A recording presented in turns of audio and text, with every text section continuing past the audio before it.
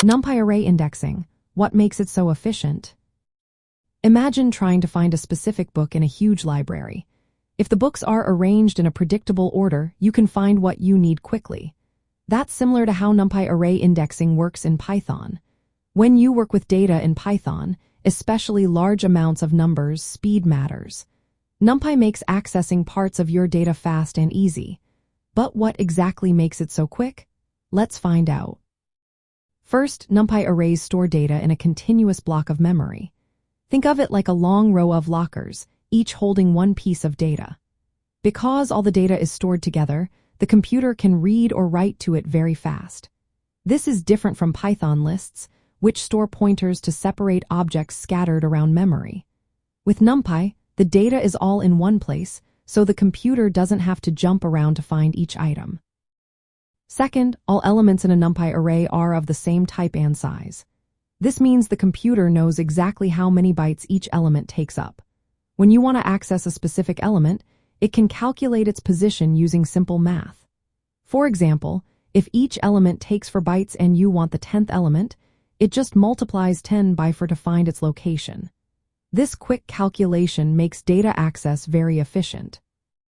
Third, slicing a NumPy array usually creates a view, not a copy. Imagine cutting a window into a large picture. The window shows part of the original image without making a new copy. When you slice an array, you see a part of it directly. This saves memory and time because the computer doesn't have to duplicate data. If you change the sliced part, it changes the original, which is useful in many data analysis tasks.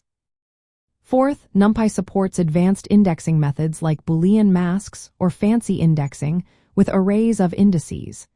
These methods can create copies of data, which might be a little slower. But they give you the power to select exactly what you want, even if it's scattered or based on conditions. This flexibility is helpful when working with complex data sets. Fifth, NumPy uses zero-based indexing, just like Python lists.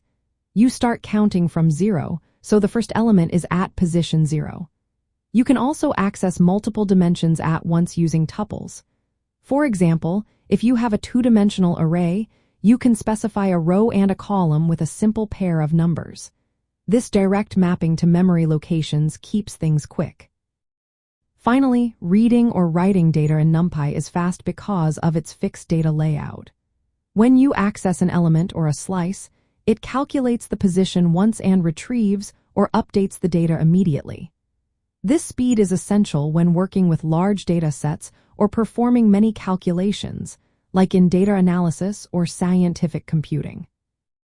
In short, NumPy array indexing is efficient because it uses a simple, predictable memory layout, supports fast calculations of element positions, and minimizes unnecessary data copying. This combination allows you to access and modify data quickly, making your Python programs run faster and handle bigger datasets with ease. Whether you are slicing a small part of an array or working with millions of numbers, NumPy's indexing keeps your data operations swift and smooth.